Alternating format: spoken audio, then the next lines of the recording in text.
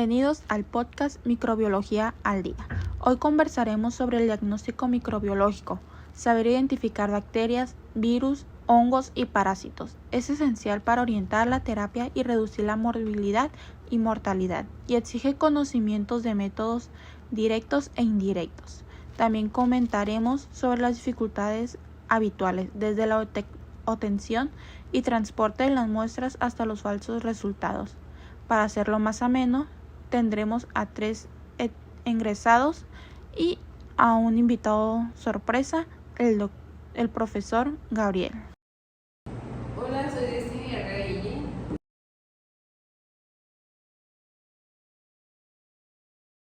Hola, soy Yasmin Hernández. Hola, soy Ana Janiel Real Leiva.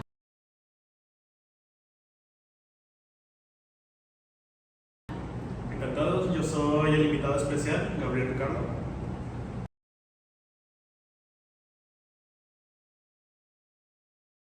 Acompáñenos en esta conversación. Hola, el día de hoy les presentaremos un caso sobre bacteriología. Hoy vi a un hombre de 65 años con fiebre, con disuria y dolor lumbar. Sospechamos una infección del tracto urinario, que la clave fue tomar la muestra de orina correctamente. Había que elegir el material más representativo y obtenerlo antes de administrar antibióticos y evitar contaminarlo. También usamos un recipiente estéril y lo enviamos rápidamente al laboratorio. Bueno, y específicamente en el laboratorio, ¿qué pruebas te pidieron? Bueno, pues la primera fue gran directo, donde el tecnólogo nos explicó que la coloración de gran se detectó con observación de bacilos gram negativos y leucocitos. Luego se sembraron las muestras en agar y agar sangre. El cultivo es el método principal para hilar microorganismos y nos permite identificar el agente mediante serotificación y pruebas de sensibilidad antimicrobiana. Esto se dejó después de 24 horas, donde crecieron colonias de Escherichia coli. ¿Cómo es que se logró confirmar la identificación? Bueno, pues esto se dio por pruebas bioquímicas y un sistema conocido como MALDI-TOF. El MALDI-TOF se encarga de detectar al espectro de proteínas bacterianas y fúngicas, y este se encarga de aportar los tiempos de identificación tras conocer al antibiograma que se inició del tratamiento dirigido. Recuerden que la fase preanalítica es crucial. Errores como etiquetar mal la muestra, conservarla a una temperatura incorrecta o permitir que la contaminación cruzada son causas frecuentes de diagnósticos erróneos, como también la mala conservación, ya sea por no refrigerar o usar recipientes inadecuados, puede degradar la muestra. La contaminación cruzada ocurre si utilizas pipetas o puntas sin esterilizar y si no se separan las áreas de trabajo. Por ello se insiste en instrucciones claras al personal sanitario y controles de calidad en medios y reactivos. Bueno, entonces estoy sintiendo que la bacteriología es interminable en sí, pero ¿cómo estudiar todos estos detalles? Bueno, en el blog de Tulio de Bianca Villanueva se recomienda aprender primero lo básico, que pues es la estructura celular, genética y clasificación, antes de abordar estos patógenos específicos. También lo que se sugiere es dividir los microorganismos en grupos pequeños, como lo son, por ejemplo, en gram positivos y gram negativos, o protozoos y emitos. Además de que también es recomendable dibujar diagramas de flujo, hacer tus propios esquemas para mejorar la memoria visual y estudiar los casos clínicos. Finalmente se deja para el final el diagnóstico y el tratamiento. Y bueno, en el laboratorio nos conviene asistir a las prácticas, ensayar los pasos de identificación y ser cuidadoso con la bioseguridad. Tanto es importante el hábito de dibujar lo que observamos en el microscopio, que esto sirve como una ayuda.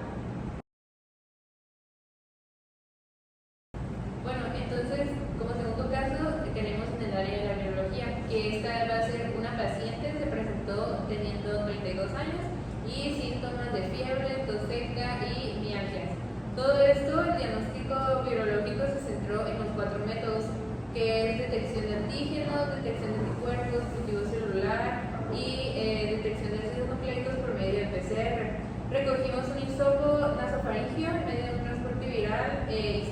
prueba rápida de este antígeno y resultó negativa. El médico decidió entonces una retro-PCR para detectar el ARN de la influenza A. La PCR es más sensible y rápida para este tipo de virus respiratorios, como lo puede ser la influenza en este caso, o también el SARS-CoV-2. Oye, Destiny, pero existen otros métodos, ¿nos puedes hablar un poco más de ellos? Sí. Bueno, estos métodos ya presentados sirven, por ejemplo, el cultivo celular es más lento, que se presenta en unos 4 o 7 días, pero permite destacar las cepas típicas y realizar estudios de la sensibilidad antiviral. La detección de anticuerpos va a ser útil para confirmar los recientes o pasadas infecciones y la presencia de las inmunoglobulinas M, que estas son para las infecciones agudas. Algo crítico en la virología es la detección de ácidos nucleicos y de identificar material genético, incluso de virus no viables, por lo que siempre se debe correlacionar con la clínica y el momento de la muestra. El hisopo debe tomarse en los primeros días de síntomas y enviarse rápidamente en condiciones de frío. La mala recogida o enviar provoca falsos negativos. ¿Y cómo estudiar virología? A mí me ayuda en clasificar los virus, su tipo de genoma y su replicación. También uso ayudas visuales para representar los casos mononucleosis o influenza. Bueno, ahora adentrándonos en la parte de la micología, pues el primer caso es una mujer que presenta VIH, que los primeros síntomas fueron fiebre, rigidez en el cuello y alteraciones visuales. La primera sospecha es meningitis criptocócica. El diagnóstico micológico prioritario es el examen directo de la muestra, ya que este puede llegar a proporcionar resultados más rápidos y eficaces. Se debe observar la muestra de manera macroscópica y microscópica, en fresco o con coloraciones. En micosis profundas es esencial para iniciar el tratamiento precoz. Al examinar el líquido cefalorraquídeo con tinta china se observan levaduras encapsuladas compatibles con Cryptococcus neoformans. También se realizó un test antígeno criptocócico. Bueno, entonces déjanos aclarar esta duda de que en microbiología el cultivo es igual que las bacterias. Pues la mayoría de los hongos necesitan medios especiales y pueden tardar hasta días o semanas en llegar a crecer. Por eso es que el examen directo llega a ser tan valioso. Además de la tinta china pueden usarse preparaciones con hidróxido de potasio o coloraciones Jensa. Esto es para más que nada observar esas estructuras fúngicas. Pues también debemos de recordar que la sensibilidad depende de la experiencia y de la carga fúngica que llegan a tener. En micología esto también se aplica los principios de la fase preanalítica, ya sea para identificar la muestra, evitar contaminantes y enviarlos lo más rápido posible. Los hongos ambientales llegan a propagarse mucho más rápido o fácilmente en los cultivos y se usa la espectrometría Mann-Lipton ya que se ha mejorado la identificación de levaduras y mohos, pero sigue siendo esencial. Ok, pero bueno, para estudiar micología se recomienda agrupar a los hongos según la morfología que estos deben de tener, como lo son las levaduras, los hongos dimórficos y los dermatófitos. Y bueno, practicar la observación de muestras reales en el laboratorio nos recomienda el consejo del lecturio, que es tomar fotos, dibujar o etiquetar todas estas muestras de organismos que nos pueden ayudar bastante.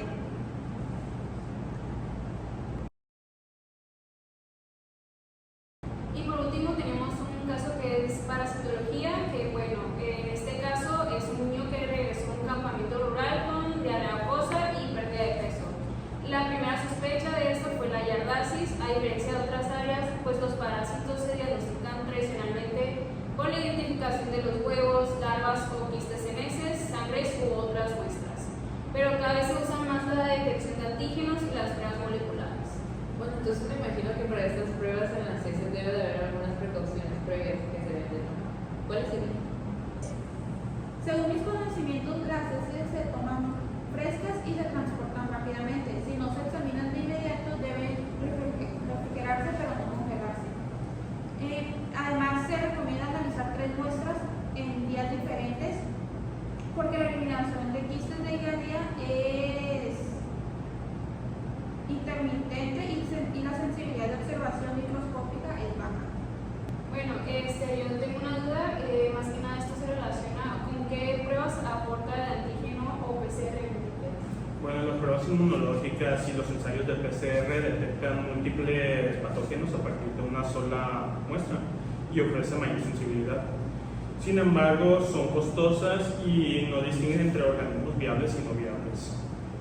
Su interpretación debe contextualizarse clínicamente cuando la sospecha es alta y las heces son negativas. Puede ser necesario obtener biopsias endoscópicas. Claro, entonces los errores también pueden ser muy parecidos en esta área a los de la bacteriología, por ejemplo, la identificación incorrecta, la conservación inadecuada o las fallas en el transporte que vayan a tener estas muestras.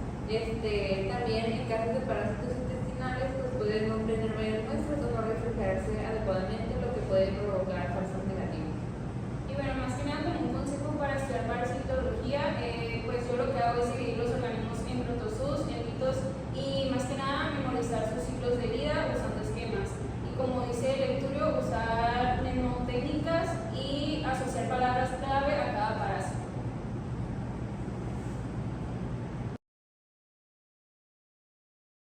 Bueno, compañeros, pues llegamos al final, pero antes de irnos debemos de dar una breve conclusión para que todos nuestros compañeros lleguen a entender. Bueno, durante este recorrido dimos a conocer 4 disciplinas. Una de ellas fue la bacteriología, donde aprendimos el diagnóstico que se encarga de sustentar en la recolección adecuada de la muestra, tanto la tinción Gram como el cultivo. Y bueno, ¿qué tecnologías utilizamos aquí? Fue la MALDI-TOF, donde se encarga de acelerar la identificación. En virología pues tuvimos la PCR y la detección de antígenos, que estos fueron fundamentales para el virus respiratorios, pero estos deben de combinarse con un cultivo y una serología. En micología pues tuvimos la observación directa y la cultura siguiendo sus pilares. En parasitología pues tuvimos la búsqueda de quistes y huevos, que estos se complementaron con técnicas inmunológicas y moleculares.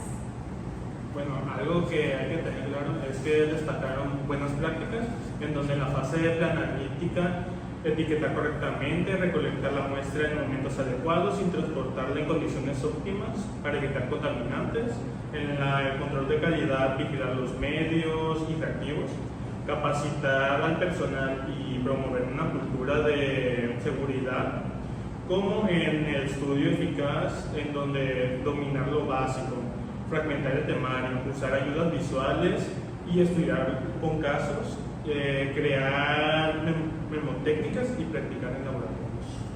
El diagnóstico microbiológico es más que estudiar técnicas, es un proceso de razonamientos clínicos y de laboratorio, mantener la calidad, práctica con rigor y seguir las normas de calidad.